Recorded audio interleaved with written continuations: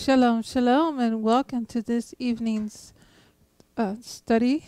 We are going into the teachings about traditions and customs in biblical Judaism, as well as other traditions that are prophetic in nature, that are symbolic to our faith.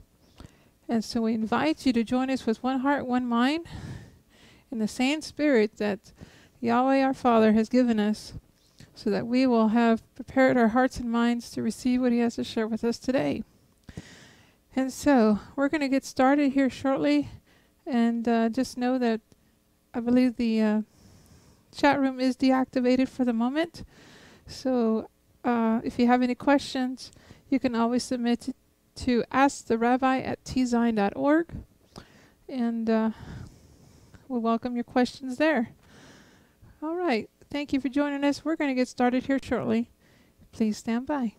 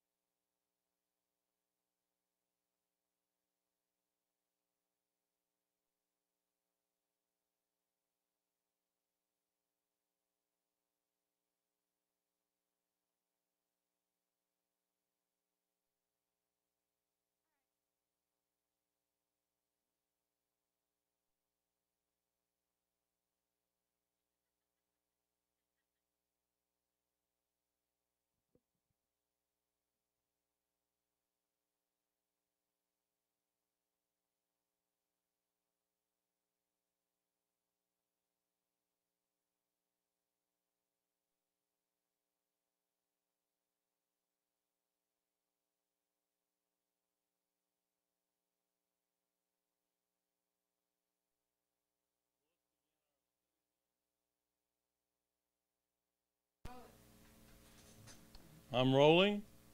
Is that why I feel so dizzy?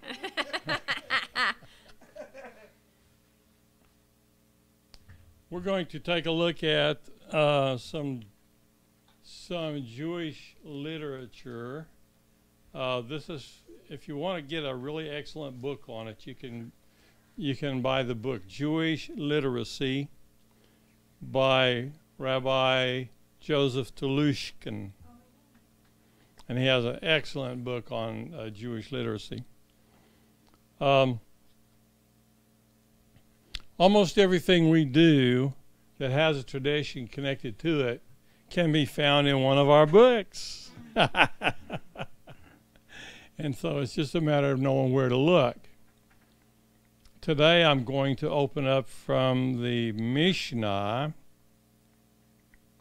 the section called Avot, and the full name of it is Pirkei Avot. It means ethics of the fathers.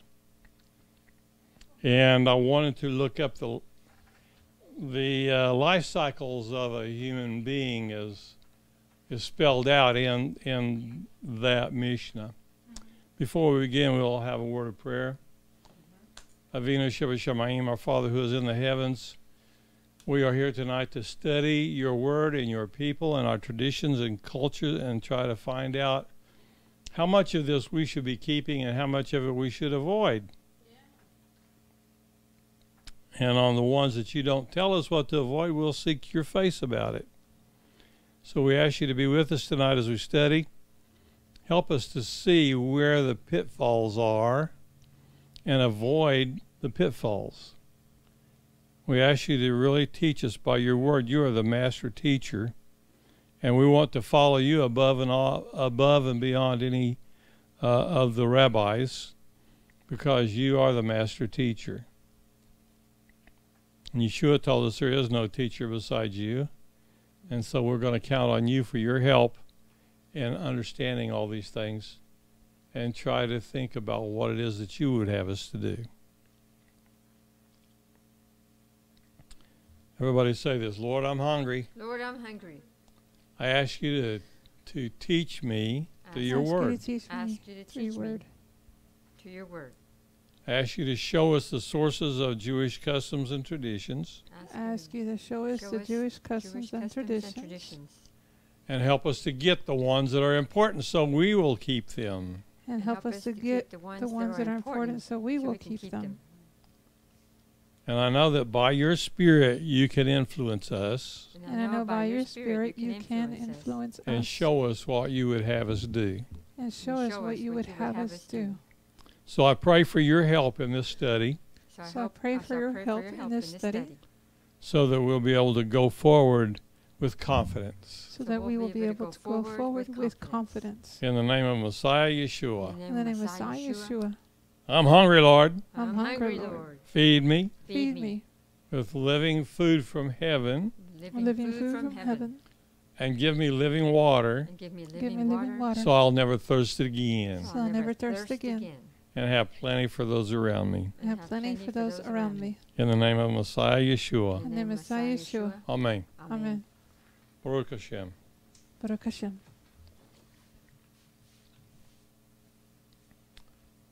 This is Mishnah Mas Avot, chapter 1. What is Mishnah? What does it mean? Does anybody know? It means paragraphs. And the way we came up with these teachings from the Mishnah is the very first commentary on the Torah from the Jewish commentaries. And Mishnah 1, chapter 1, tells us Moses received the Torah at Sinai and transmitted it to Joshua, Joshua to the elders, and the elders to the prophets, and the prophets to the men of the great synagogue. The latter used to say 3 things: be patient in the administration of justice, rear up many disciples, and make a fence around the Torah. I will tell you that there are some points of concern in some of these things, but we'll get into that later. Mishnah 2. Shimon the righteous was one of the last of the men of the great synagogue. He used to say, the world is based upon 3 things: the Torah, divine service, and the practice of kindness. So these are the key things that the ancient fathers of Judaism felt were most important. Mishnah 3. Antigonius, a man of Socho, that's the name of a city, by the way, received the oral tradition from Simeon the righteous. He used to say, be not likened to the servants who serve the master in expectation of receiving a gratuity, but be like unto servants who serve the master without the expectation of receiving a payment, a gratuity, and let the fear of heaven be upon you. I can agree with that, can't you? Mishnah 4. Hosea, son of Yotzer, a man of Zeradah, and Hosea, son of Jonathan, a man of Jerusalem, received the oral traditions from them, i.e. Simeon the righteous and Antigonus. So anyway, I just wanted to give you this little opening statement so you can see that there's a logical flow of how everything was given to us, and the Mishnah is part of the things that were given to us. So Mishnah does not carry the weight of Scripture. I want that very clear. But it does carry the thoughts and attitudes of the ancient leaders of Israel, so we can see what their mindset is on the application of these things. So I want to kind of stop with the first Mishnah here, going through this.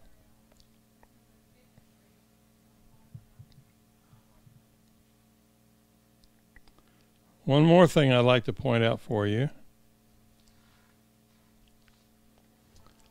When the Mishnah tells us Rabbi said, it's always speaking of the first rabbi. They were not always called rabbis, but only the greatest of them were considered rabbis. Well, Yeshua was called rabbi. That's why Yeshua said, don't let anyone not just everyone call you rabbi. So that's been a little bit of a problem for some of our rabbis, because they want to follow Yeshua's instructions, not the people of the great synagogue or whatever. But I think it's important for people to know that you are a teacher of Torah and that you are studied in the Torah and the administration of it. So notice that in Mishnah 1 here, this is the second chapter of the Mishnah. Mishnah 1, it says, Rabbi said, which is the right way that a man should choose unto himself.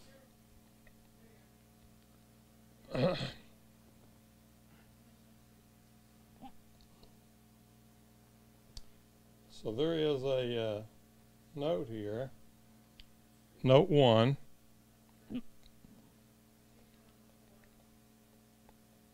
I'll scroll down to the note. It's important to take a look at these notes so you know where things come from, who authored them, and all.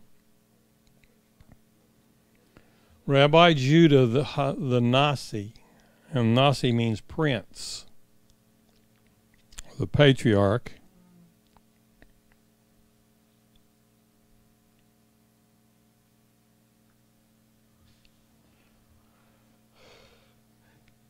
he's also the one called Rabbeinu HaKodesh, the holy rabbi.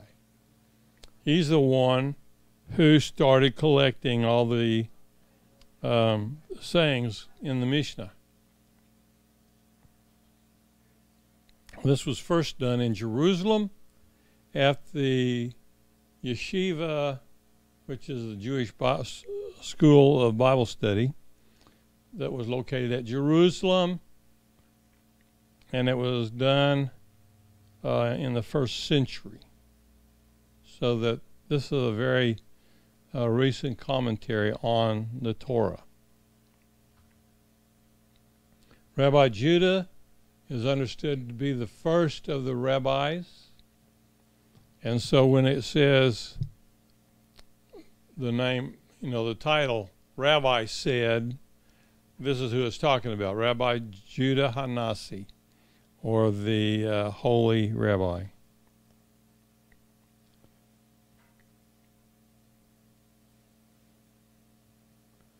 Now, all of these rabbis are listed in a progressive order. I developed a paper for our yeshiva that talks about the various rabbis who were contributors to the Mishnah and to the Talmud. And it was a pretty extensive piece of research in order to get all those names together in the right order. And I found out as I went through them that there were a bunch of mistakes in it, and I had to go back and try to sort through and find out where the mistakes were, because I wanted this to properly represent the order of which they served their time in the yeshiva at Jerusalem, and also later on Rabbi Yochanan ben Saki gained favor with the Emperor of Rome because he named him, this guy, he was actually a general of the Roman Empire. He named him as the next Roman emperor. Oh. And it turned out to be true. And so this, of course, got great favor with him. And so he went to the general and said, we haven't been able to have meetings in our great yeshiva because of the politics involved between the Roman Empire and Israel. So he asked for a favor. He asked him to please allow him to establish and move the yeshiva to another city. And he selected Yavna. Yavna was where they moved the Jewish Central Studies School. So Rabbi Yochanan ben Zaki was the one who began to put all of these loosely compiled scrolls. Each one of them was, you know, a scroll about this big around, but it was just a few turns of paper, okay? And it was not well written, and so you would have to guess as you read what the subject matter was, because it didn't list the subject matter at the beginning of the paper. So you can see that we're talking about a lot of research and study had to go into categorizing these things and putting them in some form or order where you could locate specific teachings when you need them. So Rabbi Yochanan ben Zaki was the one who began collecting these scrolls from the students that came to study, first at Jerusalem and then later at Yavna. Yavna is probably about 10 miles north and east of Jerusalem. And it was done when Jerusalem was closed off, and they wouldn't let us do much out of the city of Jerusalem after that. And so there are basically, in the Mishnah, we have two sections of study. We have the Mishnah Yerushalayim, or the Talmud Yerushalayim is what it's called. And it has to do with the observances of Jewish traditions and customs in and around Jerusalem. And then the second area of study that was put together later after it moved to Yavna is called the Talmud Babylonian, Bavel. So the Babylonian Talmud had to do with sections of study that had to do with how to live a Jewish life away from the city of Jerusalem. So these are categories of studies that were incorporated in the scrolls and loosely gathered together, trying to categorize all the scrolls. Now, so you have Torah, that's the writings of Moses, the first 5 books of the Bible. Then we have Mishnah, and that's a book, volume, 6 volumes of writings, commentaries on how to apply the Torah to your life as a Jew. Okay? And then we have Talmud Yerushalayim and Talmud Bavel. So that's the 4 major divisions of Jewish writings of the earliest records. Now, there was also a compilation of other things which were really major works. I'll go to my library here and show you Midrash Rabbah.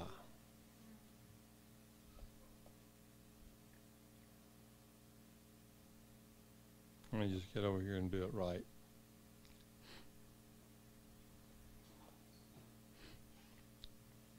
Midrash Rabbah.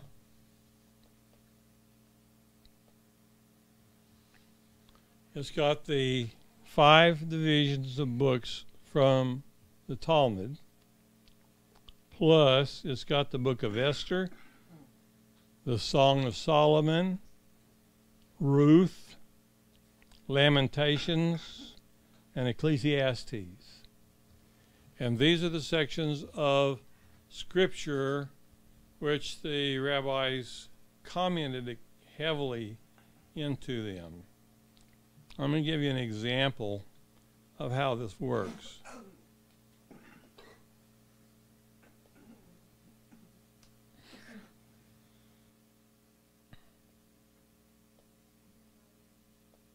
See if I can get to it here.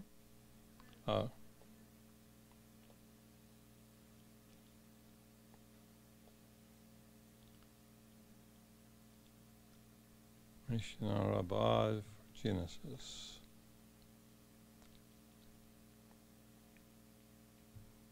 Midrash Rabbah. Okay, got it open finally. I'm opening Genesis chapter 1, verse 1, so you can kind of get a feel about the way these earlier commentaries were written, okay? Midrash Rabbah is not a part of Talmud, but it is a great commentary by the hand of many of the Amanim. Amanim means the teachers or tutors of the Torah or of the Tanakh. Does anybody not know what Tanakh is? You don't know what it is? Okay. Tanakh comes, it's an acronym made by the first letters of Torah, Nevi'im, Nevi'im, Nevi'im, and Kotavim. You know what Torah is, right? Mm-hmm. That's the first 5 books. Then we have the Nevi'im, which is the prophets, and we have the Kotavim, which are the writings of the kings. Now, some of the prophets ended up writing things for the kings, and those things became interspersed in there as well. Mm-hmm. So you have Torah, you have Tanakh, which is a compilation of all of the Old Testament or Hebrew scriptures, all the way from Genesis all the way through the end of the minor prophets, and a lot of the writings of the kings became a part of it. So the commentary then is the Midrash Rabbah. Midrash here, Midrash Rabbah, Midrash is a darash. What is a darash? It's like a sermon. Okay? So many of the students of these rabbis took extensive notes and referred to other scriptures that referred to the same topics and things that they were studying, and it became a pretty massive work. So they were basically taking sermon notes from the great teachers. So the Midrash Rabbah on Genesis, the first word in the book of Genesis is Bereshit. I'm just going to read to you what it says, because this isn't really an intention to go in and do a teaching on Genesis chapter 1, but I'm trying to show you how these commentaries became assembled. Yes? No, she's talking to me. Okay.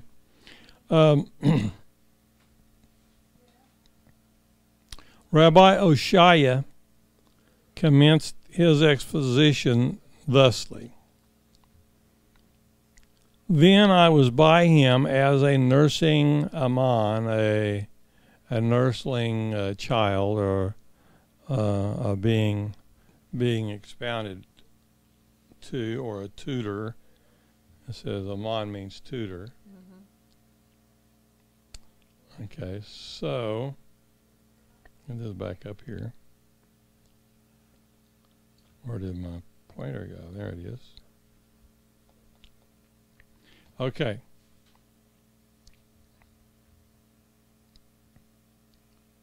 Aman means covered. It also means hidden. And some say Aman means great. Aman is a tutor, as you read, as an omen, nursing father, carrieth his suckling child. Numbers chapter 9. I guess chapter 9 verse 12. Aman means covered, as in the verse. So he's expounding on Aman, what it means and how it applies to all the things that they are studying here.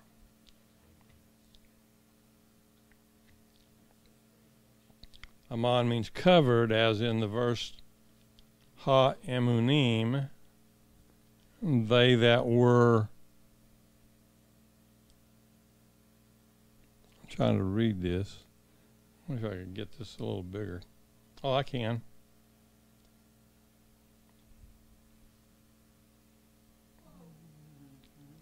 Okay. I'm going to get this over here a little further.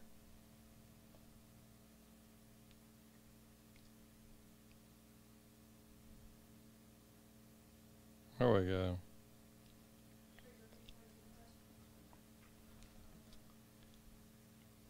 Let's see if I can get back to where I was now.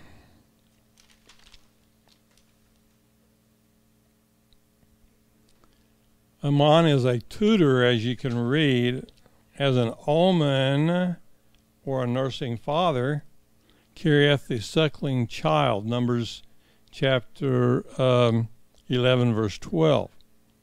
Aman means concealed.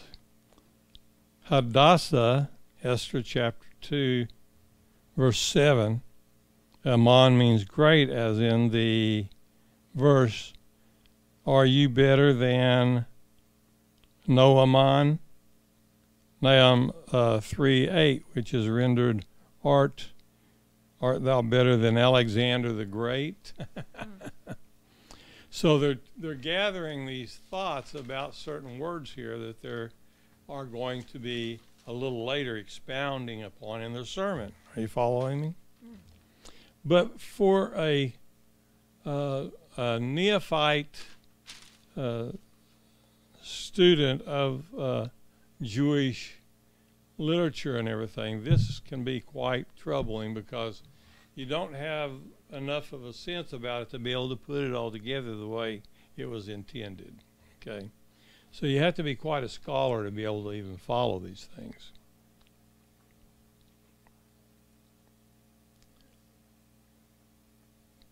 Another interpretation, Aman is a workman, Uman.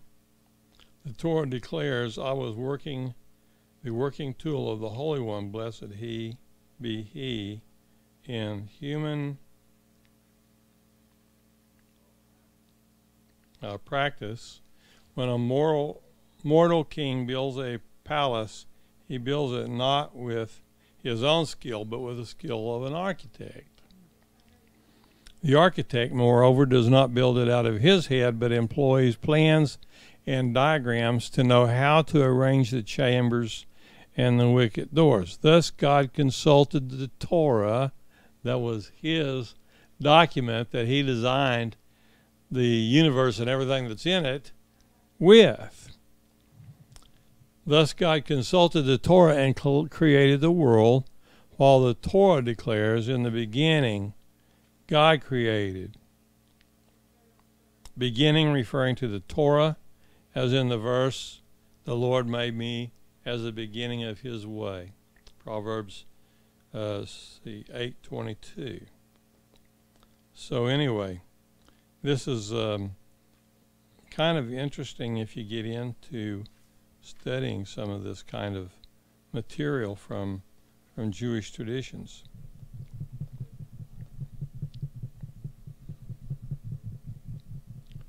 The speaker is the Torah, wisdom personified, referring to the pre-creation era.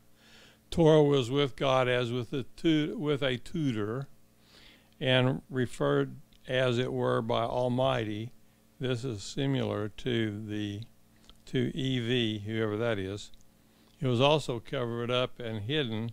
This may mean that the laws of the Torah were unknown until revelation at Sinai, and some of them remained hidden even then, i.e. their reasons were not known. EV brought up, the Midrash understands it to mean Mordecai concealed her from the public gaze. So anyway, there's some extra notes here that kind of help with helping to figure out some of these things. But just realize that this is a commentary on Genesis chapter 1. And so this is something that if you got with a rabbi who was part of this commentary period or understands the background, could really give you a mind explosion out of the scriptures and the various comments that came forth. Does that make sense? Anyway, this is the Midrash Rabbah. Great commentary.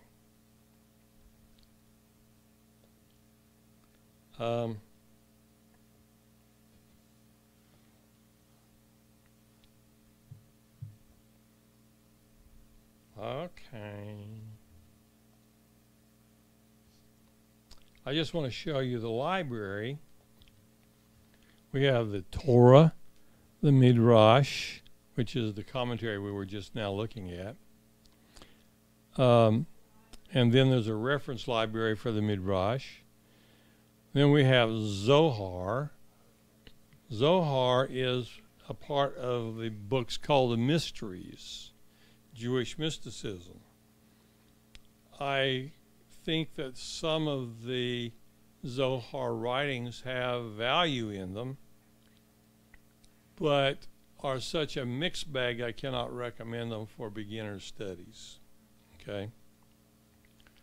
Then we have Talmud, and that starts off with Berachot, which is the blessings. Baraka is the singular. Barachot means feminine plural ending on there.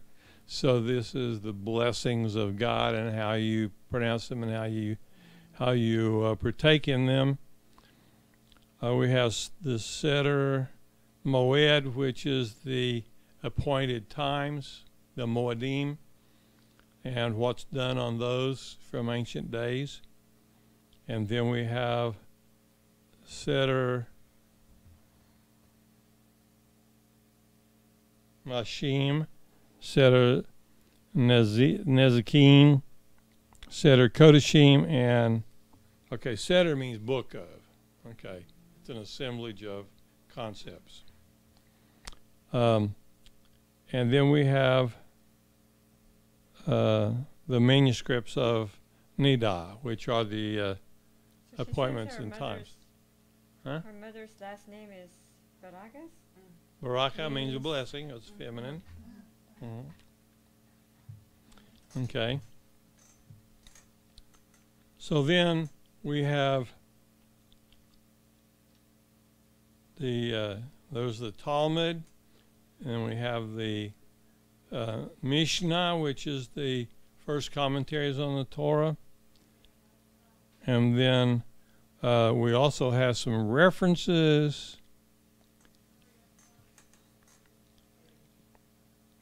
And you can also switch this to Hebrew, but you couldn't understand it at all if I switched it to Hebrew. So anyway, that's basically the references that I have in my beginner's library.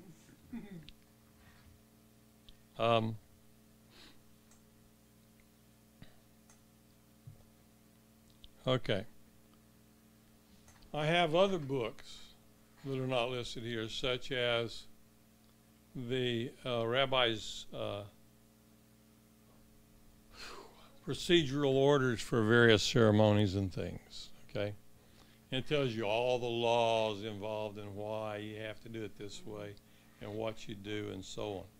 So it's got the order of ceremony, for example, for circumcision. How do the rabbis do circumcisions and why? And then they've got the order of the various other weddings. You know, have you ever seen a pastor's manual on weddings? Well, it's about yay thick, and it goes through all the different forms and things on weddings and other ceremonial rites in Christianity. Let's see, I'm trying to remember the name of my my rabbinic one, my rabbinic orders of ceremonies.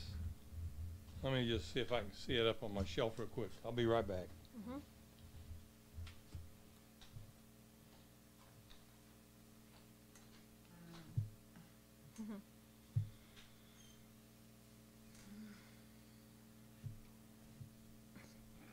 No, I need to get home and go to sleep.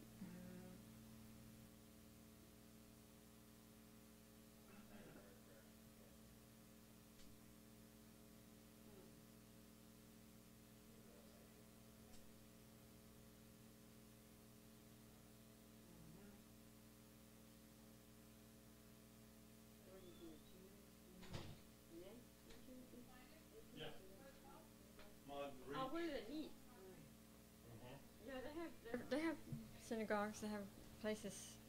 Yeah. Okay, this is They even have. it's got a lot of Hebrew in it and some English to help out for those that don't understand Hebrew very well. But this is called Hamadrik, and it's spelled out in English for you.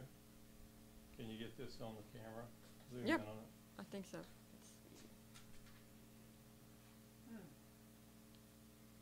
Hamadrik. Oh, Hamadrik. There we go. That's a little better. Yeah. And it tells you how to do different kinds of things, like bar mitzvah ceremonies and bat mitzvah and immersion ceremonies. What kinds of things are included? You can zoom on back on it there. Mm-hmm. What kinds of things are done in a mikvah ceremony or an immersion, well, like baptism for the church, but it's called a mikvah in Judaism. And so we've got a lot of guides on the how-tos of doing ceremonies so that it's done according to the approved way the rabbis take care of it. And my microphone is going to insist I'm leaving you. on traveling Yeah. around the world. I believe that will help it. Yeah. Now it will stay still. Naturally, what would be natural? So we've got a lot of different kinds of things. Yes? She was asking about women rabbis. Of course, you ordained Okay. one. We believe that anyone who is trained can become a teacher. And rabbi basically means teacher.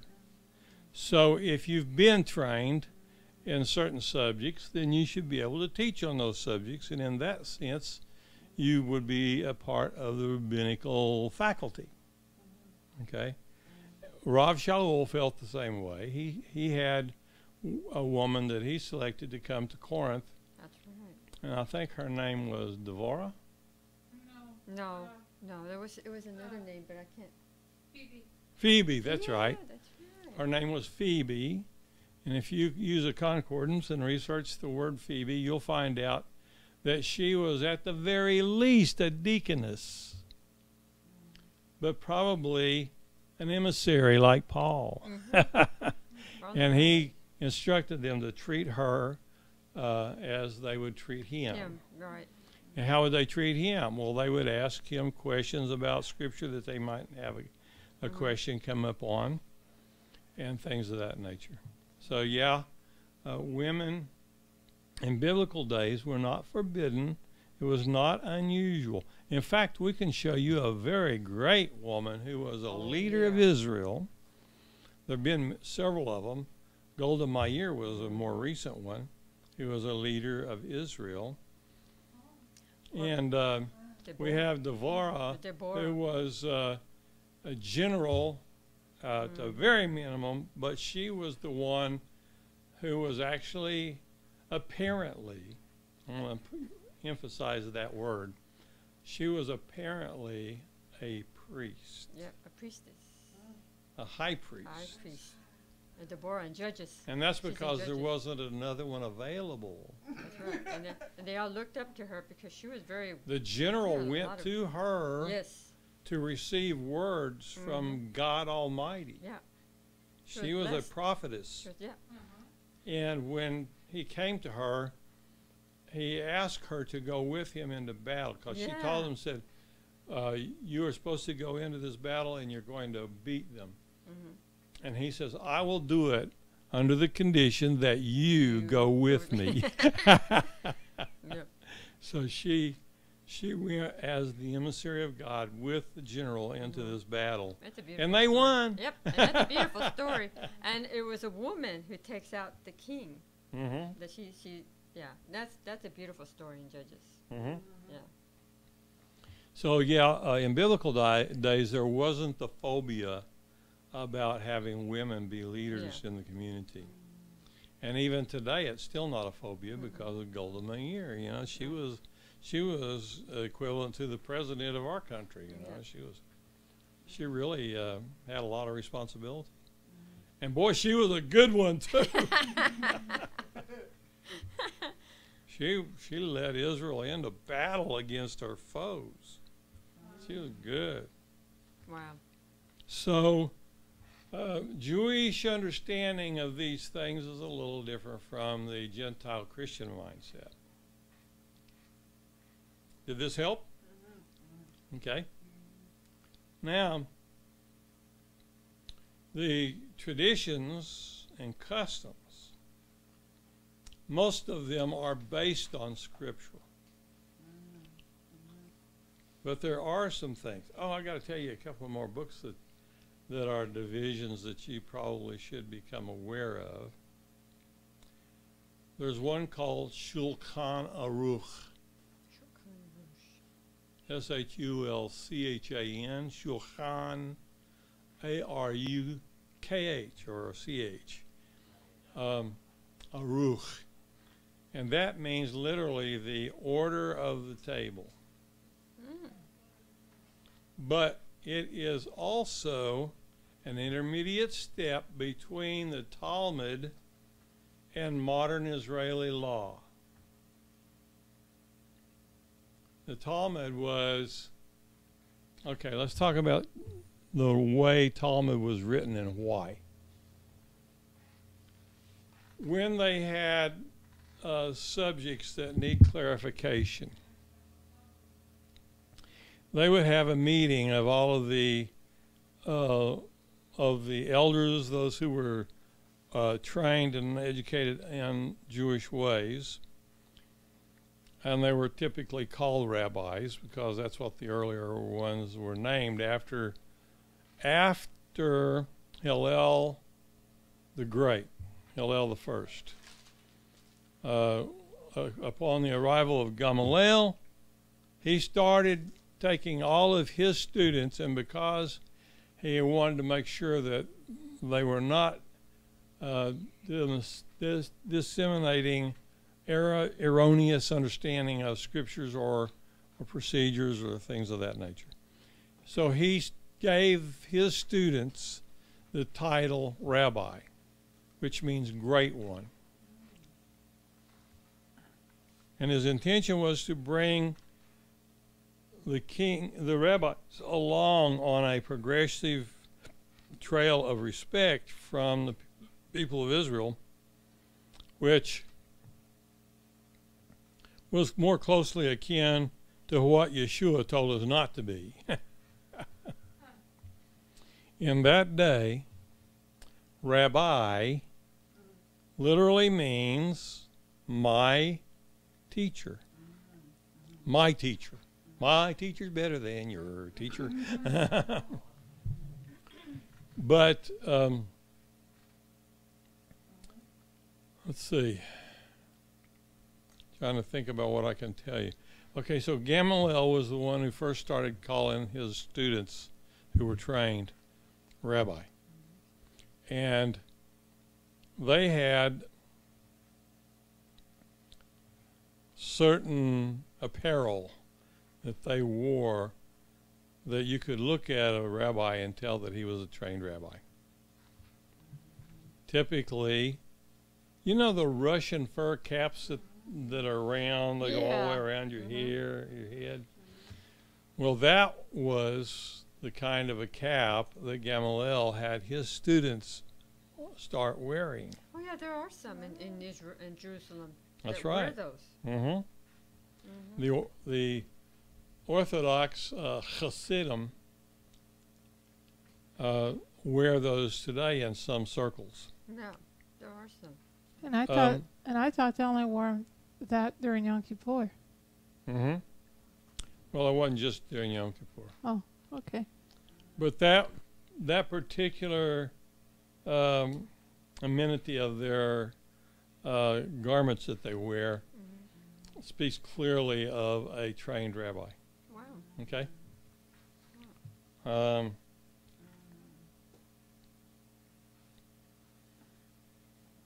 See, where else do I need to take you on this? Gamaliel. Where do you know him from? We just read. No. Who did Paul say that he was trained by?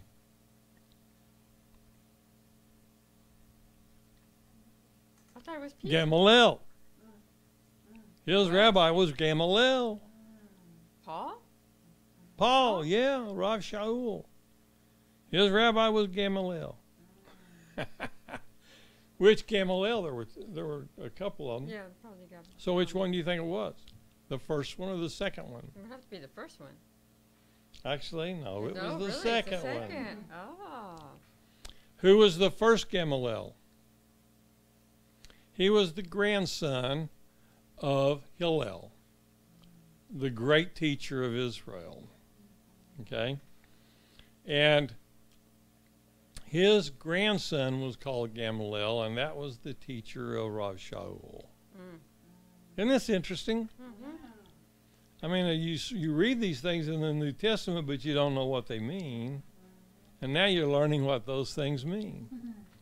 I wonder what you'll learn in a few more lessons. Okay, so we have Gamaliel, and we have next week I'm going to try to print up my list of names of all the teachers in the order and the time when they served in the elders of Israel. Okay? Because those are very important to know. If you're going to be a serious Bible student, you need to know those things. But most serious Bible students don't know them. But they have great value for us as history students. Let's see what else I need to tell you.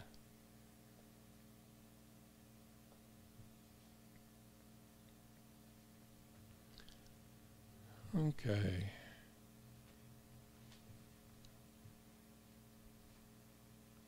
Wives. A man in Israel has to get married and has to have children in order to comply with some of the most important of the commandments of God for our people. He commanded us that we should procreate and fill the earth. And so consequently, there are a lot of traditions and things that come along with the wedding canopy and how a young man finds a wife and what's involved in the procuring of the wife. But some of these rules have changed early on after the destruction of the temple. There were a lot of problems, and so the rabbis made rulings of changes in the rules. For example, in biblical days, you can see by the story of Jacob and Rachel and Leah that the man was the one who purchased the right to marry the bride. She becomes his possession, his property. Does a piece of property have a right to divorce its master? No. But because a woman is of such great value to her husband, then she counts it as protection and privilege that she is treated as a woman with certain rights and privileges that are ensured to her by the Torah. For example, did you know that the Torah says that if a man marries more than one wife, that he's not permitted to reduce the benefits that his first wife received in their marriage? He cannot reduce it. So if he was used to having sexual relations with her a certain number of times during the week, he can't reduce it. He may not reduce it. And if he provides certain provisions for her in the wedding and the marriage, he cannot change that just because he has a second wife. So it's not just so simple as simple-minded Christians would have you believe. Everything is complex and set up according to God's plans. Now, we can see some of these things at work in the story of Joseph and Miriam. Miriam, Yeshua's mother. So Miriam became the promised, she was betrothed to Joseph. And he took her to the Feast of Tabernacles, and I'm just going to call it what it was. If you have questions on where I get this, I'll be glad to discuss that with you, but use that address, asktherabbi@tzion.org, or make me a note and pass it up here, and I'll look it over, see if I can maybe discuss it at some other time. But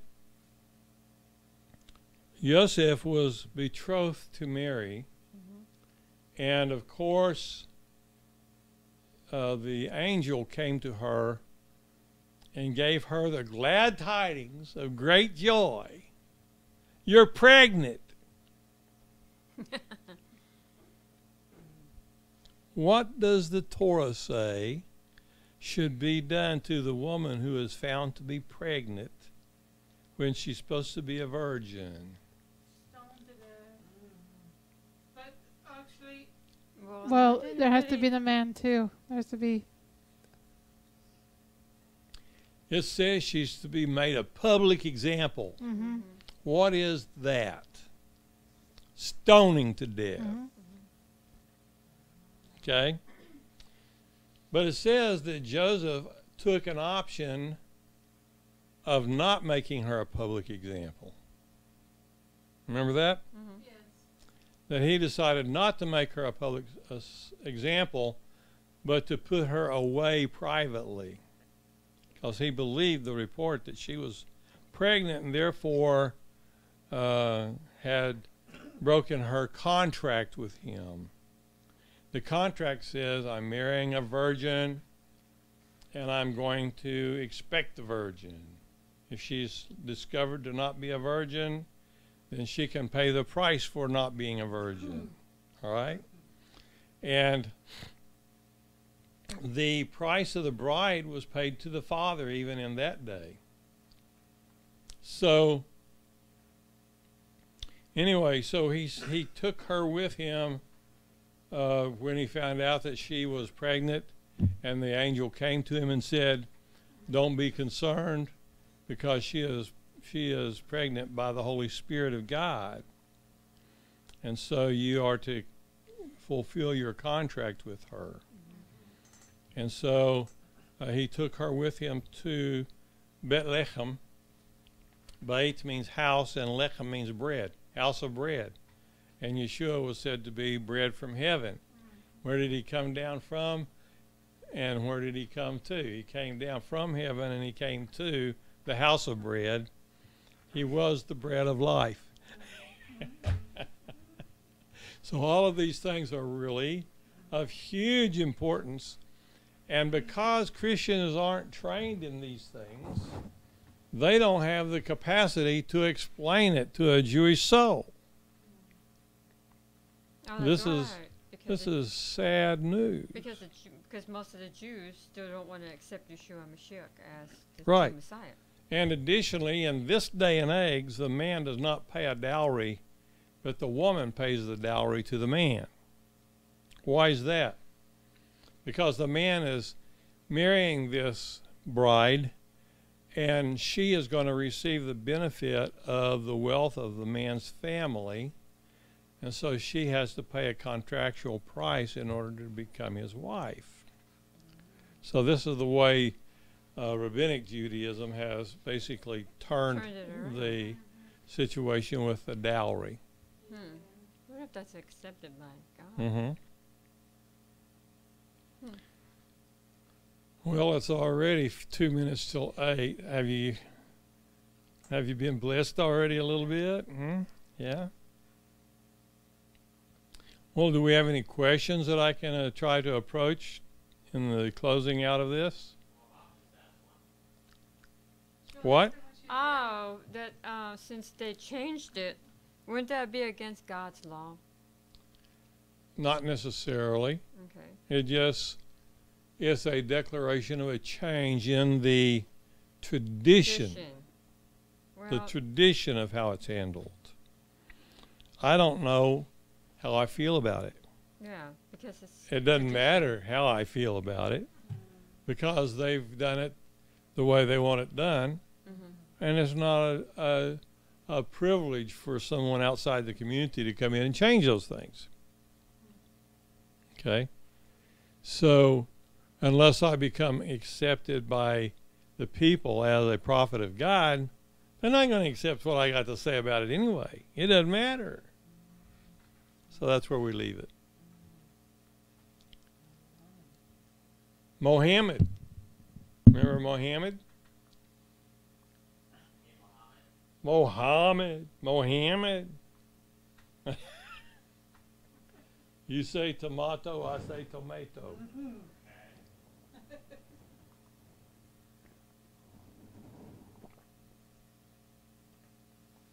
What about Muhammad? He's the so-called prophet of Muslim. Right. And they can have all these wives. Right. And they still practice polygamy. And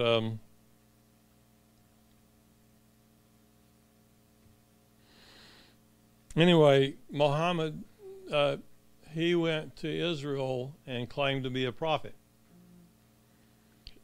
And Israel rejected him as a prophet. And because of that, he started a holy war against the Jews, Yep, right. and it's still going On today. today. Exactly. And they don't. Because does the same rules in marriage in Israel still exist? No, he was just going through. He was just explaining the marriage. The same rules in marriage. They still exist today. Yes and no. The whole thing is a mixed bag now because of the way they've changed the rules. I know what I could do. I've got a nice movie, and it talks about a man who was married to a woman and she wasn't getting pregnant and they didn't know what they were going to do. And they were both brokenhearted over it. Oh, I've seen it. It's called Ushpazim. Yes. And it's a really great movie. And it talks about the laws of generosity to the people who are not so well off. And that even at the Feast of Tabernacles, that people are always looking for those who are less fortunate to bless and to give financially to, you know. Yeah, I won't tell you the really awesome part of this movie, but you'll recognize it when you see it. It's an awesome thing, and it has to do with this charity and this Orthodox man's wife and relationship with her, and how they were working so hard towards some things that are more like old wives' tales, trying to get her pregnant, okay? So anyway, I think I may want to show that. Maybe we'll have that be our lesson next week. And we'll just forego having one that's my commentaries, and we'll let that movie be a wonderful thing to spark conversations over. Okay? Does that sound good?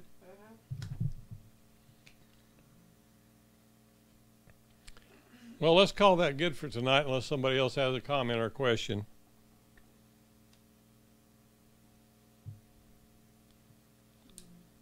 Going once? Going twice? You bought it. No. I don't know how many of you watch Auction Kings, but I like that.